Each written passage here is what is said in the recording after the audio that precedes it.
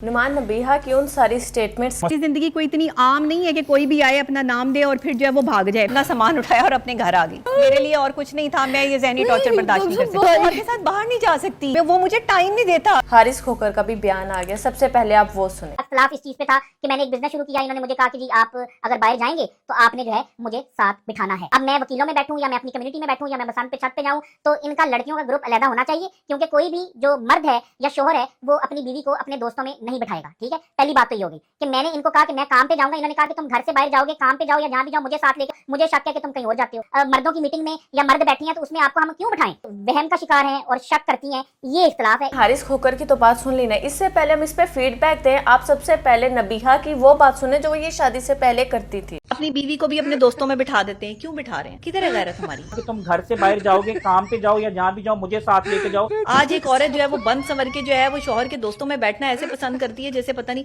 आपका तुक ही नहीं बनता। इन्होंने मुझे कहा कि जी आप अगर बाहर जाएंगे तो आपने जो है मुझे साथ बिठाना है। इसलिए कहते हैं कि बात करने से पहले सोच लेना चाहिए, कभी भी रिवर्ट हो सकती है। मैं तो कहता था इसको बड़ी आग है मतलब बंदों के अंदर बैठने की, और खास तौर पे जब वो सलाह वाला सीन हुआ। 5 साल पहले आपने खुद घर बनाया या बना बनाया खरीदा? खुद बनवाया था, ये मेरे भाई ने जो है वो बनवाया था। लेकिन एक सेकंड, मेरा कोई बड़ा भाई नहीं है, मेरे हस्बैंड भी नहीं है, मैं जो भी हूँ मैं अकेली हूँ। सैलाब वाला सीन होता। अच्छा नुमान, यहाँ पर अगर देखा जाए ना तो हारिस खोकर की इस बात से मैं थोड़ा सा ना एग्री नहीं करती। अच्छा, वो क्यों? क्योंकि देखो जब आप एक पार्टनर के साथ ये दोनों 5-7 साल से एक साथ थे, जब आप दोनों एक साथ हो, एक साथ एक ऑर्गेनाइजेशन चला रहे हो, काम कर रहे हो, तो आपको उसकी नेचर का पता होगा कि यार उस बंदी की आदत है मर्दों में घुसना। वो जो है वो एंकर रही है, वो इस तरह के पॉडकास्ट करती रही है, वो मर्दों के लिए बड़ा बोलती रही है, तो उसकी फॉलोइंग और उसके सारे जो सराउंडिंग है वो हमेशा मर्दों में था। ठीक है, तो तुम्हें अगर इस चीज का पता था तो तुम्हें इस चीज से एलर्जी भी थी कि भाई मेरी जो फीमेल है वो मर्दों में ना बैठे, तो तुमने शादी क्यों की? ये होता ना, एक नई नवेली एक कम उम्र लड़की शादी हुई, कभी सोशल मीडिया पे नहीं थी, एकदम से उसने जिद कर दी कि मैं तो मर्दों में बैठूंगी, मैं तुम्हारे दोस्तों में बैठूंगी। वो असल में इतना वो अलग बात, वो इतना गुस्सा इसलिए करना शुरू हो गया क्योंकि ये उसके ऊपर बहुत ज्यादा शक करती है। हाँ, ये उसको किसी भी किस्म की मीटिंग में नहीं जाने देती, ये हर तरफ से ये बात करती है कि नहीं फलां जगह पे लेडीज हैं, तुमने वहां पर नहीं जाना। तो वो ये कहता है कि अच्छा वहां पर मैंने नहीं जाना, लेकिन जहां पर मर्द है वहां पर तुम्हारा फिर क्या काम है? तुम्हारा भी क्या काम है? ये अच्छा, वजह ये इस सेंस में कह रहा था तो फिर रिलेट करता है। अच्छा नुमान, यहाँ पर आप जरा ये डॉक्टर नबीहा का बयान सुने। मेरी पर्सनल लाइफ पर जो है वो तबसरे ना करें, आपकी बड़ी मेहरबानी है। दरवाजा बंद करने तक की इजाजत नहीं है, आप दरवाजा लॉक करके अपने शौहर के साथ रह रही हैं। मैंने किसी की कोई जो है वो बुराई नहीं की। क्या बोला तूने? मैंने किसी की कोई जो है वो बुराई नहीं की। मैं शौहर के साथ बाहर नहीं जा सकती, मैं वो मुझे टाइम नहीं देता कि उसके वालिदैन बुरा मना जाएंगे। इसके लिए तो बीवी जो है वो सिर्फ एक जो है वो टिश्यू पेपर है। मैंने किसी की कोई जो है वो बुराई नहीं की। और ये सारा का सारा खेल जो है वो घर वालों का रचा हुआ होता है। अपने शौहर के साथ एक प्लेट में खाना नहीं खाती, मुझे ये एहसास होता है कि मेरे जो है वो सास ससुर जो है वो इधर से गुजर रहे हैं, देख रहे हैं, तो ऐसे ही पता नहीं क्या समझेंगे। मैंने किसी की कोई जो है वो बुराई नहीं की। तौबा तौबा तौबा। लेकिन हमने किसी को गंदा नहीं करना, हमने किसी के खिलाफ जो है वो कोई बहस खड़ा नहीं करना। मेरा अगर रिश्ता टूटा या मेरे ताल्लुक को जो है वो खराबी आई या मेरे शौहर से मुझे अलग करने की जो है वो कोशिश की गई, तो इसके जो जिम्मेदारान हैं वो भुगतेंगे। हमने किसी के खिलाफ जो है वो कोई बहस खड़ा नहीं करना, तो इसके जो जिम्मेदारान हैं वो भुगतेंगे। हमने किसी के खिलाफ जो है वो कोई बहस खड़ा नहीं करना, तो इसके जो जिम्मेदारान हैं वो भुगतेंगे। हमने किसी के खिलाफ जो है वो कोई बहस खड़ा नहीं करना। भाई अगर घर का मैटर घर में ही रखना चाहिए था तो तुम वहां पर रमजान ट्रांसमिशन में क्या करने गई थी? वहां पर तो जाकर इतने मोटे मोटे आंसू निकल रहे थे। आंसू नहीं निकले, नहीं आंसू निकले, ऐसे ऐसे हो रहा था। हाँ, मतलब कहने का चाहे मगरमच्छ के आंसू ही सही। वहां पर तो तुमने रोकर भी दिखा दिया, वहां पर तो तुमने ये भी कह दिया कि मैं कोई टिश्यू पेपर तो नहीं हूँ कि कोई भी मुझे इस्तेमाल करके फेंक दे। टॉर्चर करते हैं, पता नहीं क्या कुछ है। वो बातें किसने उछाली? सबसे पहले ये बंदी अपना तमाशा खुद बनवाती है, सोशल मीडिया पर आकर इस तरह की हरकतें करेगी, इस तरह की बातें करेगी। रिस्पॉन्स जब लोगों का आगे से फीडबैक आता है फिर कहती है कि ये जी मेरा पर्सनल मैटर है। पहले शादी के टाइम पर भी इसने ऐसे ही किया कि जब इसने आकर वो अपने लहंगे वाला 1 करोड़ के लहंगे वाला और करोड़ों की ज्वेलरी वाला शुक्का छोड़ा, लोगों ने आकर मजाक बनाया, तवा लगाया, तो फिर कहा कि मेरी शादी मेरी मर्जी, मैं जो मर्जी करूं, ये करूं वो। भाई जब आप सोशल मीडिया पर आकर कुछ भी करते हो ना तो लोगों का रिएक्शन आता है। It just like comments. आपने एक पोस्ट लगाई है, नीचे कॉमेंट्स आने ही आने हैं, चाहे आप कुछ भी कर लो, ठीक है? तो अब आपने एक काम किया, आपने रमज़ान के महीने में जाके अपने शोहर को लताड़ दिया शो में जाके, तो लोगों ने तो अपना फीडबैक देना था। और उससे भी बढ़कर यहाँ पर जो फिजा अली ने ड्रामे किए ना, नुमान, फिजा अली के ड्रामे से याद है, मैं उसके ड्रामा देख के मैं अजीब फील कर रही थी यार, मुझे शर्म आ रही थी ये बंदी कर क्या रही है। आप ना जरा इसका ये वाला सीन चेक करें। दिल पत्थर का है, नहीं कोई मारी पत्थर है आपका दिल का। भाई यहाँ पे क्या हो रहा भाई, ये कहाँ फंस गया भाई मैं। ओए मेरा बच्चा, डॉक्टर साहब आप भी खड़े हैं? जी बिल्कुल जी, सब आप हाथ रखे इसके सर पे, आप खड़े हो, आप इसके सर पे हाथ रखे। छोटी बहन है जी, बिल्कुल इनके लिए खड़े हैं। हाँ वो तुम्हारे अब्बू जी हैं ना, हाँ वो जैसे फौरन से तुम्हारी बात माने। इस वजह से खास तौर पे ये जो डॉक्टर था, क्या था ये डॉक्टर ही था। डॉक्टर को देखकर ना मुझे वो एग्जांपल ज़हन में आ गई, रजिया गुंडों में फंस। इस बेचारे के साथ जो हुआ है ना इस शो के अंदर, ये नेक्स्ट टाइम किसी शो में जाने से पहले 1000 दफा सोचेगा कि यार यहाँ पे जाना चाहिए नहीं। वैसे ना मैं इस डॉक्टर को सलूट पेश करती हूँ कि इस बंदे ने एक दफा नहीं हंसा। इतनी पक्की एक्टिंग इस अंकल ने की है, इतनी पक्की ठोस एक्टिंग ना। नहीं, ये हंसी है, इसको आ रही थी, इसने हंसी कंट्रोल की है। आप वो सीन दिखाओ ना लोगों को जहाँ पर बड़ी मुश्किल से हंसी कंट्रोल कर रहा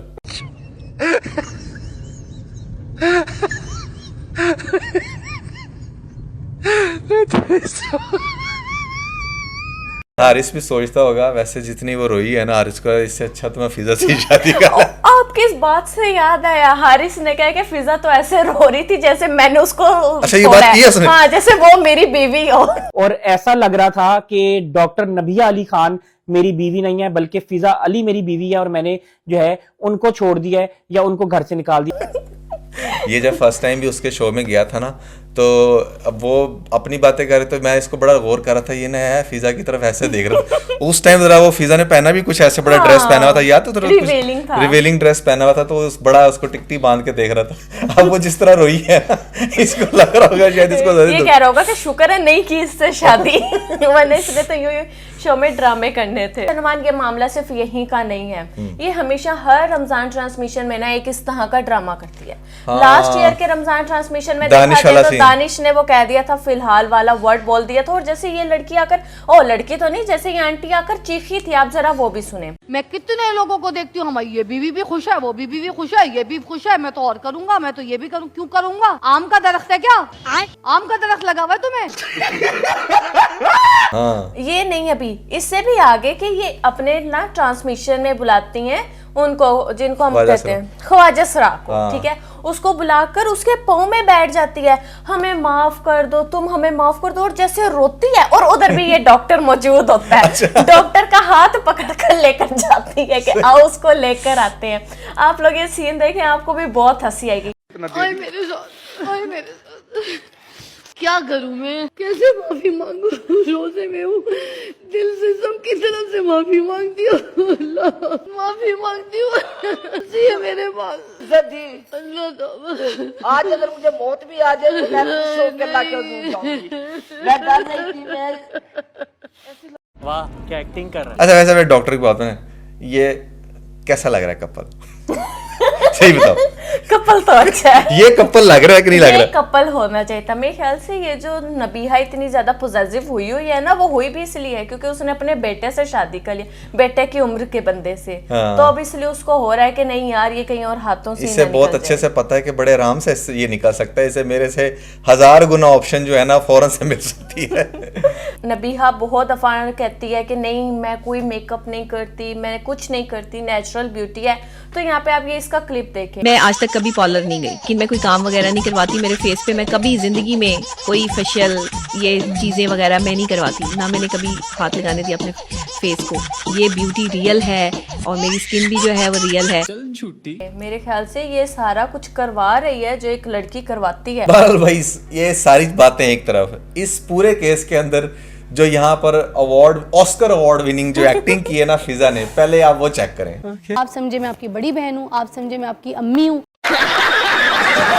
मैं आपके साथ चलूंगी, क्या बात करिए आप? यही नहीं, अभी और सुनिए। इनकी बीवी भी करती होगी, मोहब्बत की निशानी होती है ये जगह है क्या ये सवाल पूछने? क्या आपको कोई तकलीफ दे, कोई चोट लगा आपको नहीं होगी क्या?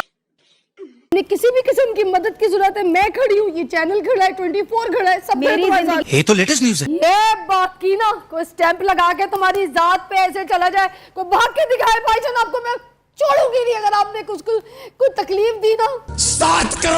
इस पूरे केस के अंदर ना मतलब उन दोनों की लड़ाई से ज्यादा फिजा की एक्टिंग का बड़ा मजा आया। वैसे तो उन दोनों ने अलग होना हो या ना हो, ज्यादा चांस ये थे कि एक दिन पुरानी फाइट थी, हो सकता था ये रात को शो के बाद घर जाती, कॉल पे आपस में बात होती, सब सेट हो जाता। लेकिन जो इस बंदी ने एक्टिंग की है ना फिजा ने, उसके बाद तो इनका मामला संवरने के बजाय और ज्यादा बिगड़ चुका है। बिल्कुल बिगड़ चुका है। और दूसरी बात यह है कि देखो डॉक्टर नबिहा भी जो ये बात कर रही है ना आके कि ये अब मेरे घर का मामला है, मैं इसको खुद सॉर्ट आउट कर लूंगी, मेरे ख्याल से उसने अब बहुत बुरे तरीके से इसको ना ख़राब कर लिया है अपने घर के मामले को। और जहाँ तक इसका घर का मामला है, देखो वो हारिस बंदा मुझे ठीक लगता है, लेकिन ऑब्वियसली जो उसके घर वाले हैं ना वो इन चीज़ों को बहुत अच्छे से अंडरस्टैंड कर चुके हैं कि अच्छा किस तरह से ये औरत है जिसके साथ हमने अपने बच्चे की शादी कर दी और ये किस हद तक चालाक है और ये कैसे जो है ना फुल टाइम उसको अपने कंट्रोल में रखना चाह रही है।